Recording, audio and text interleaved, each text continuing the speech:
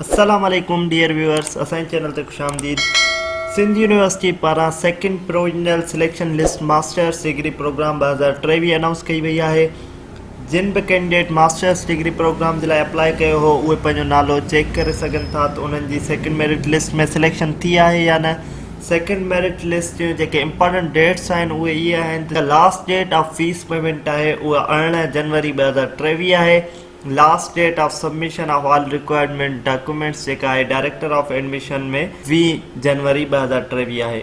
ऐं जिन्हनि कैंपसिस में अप्लाई कयो हो उहे 20 जनवरी 2023 ताईं पंहिंजनि कैंपसिस में डॉक्यूमेंट सबमिट कराए सघनि था। उम्मीद था कयूं तव्हांखे इंफॉर्मेशन मिली वई हूंदी।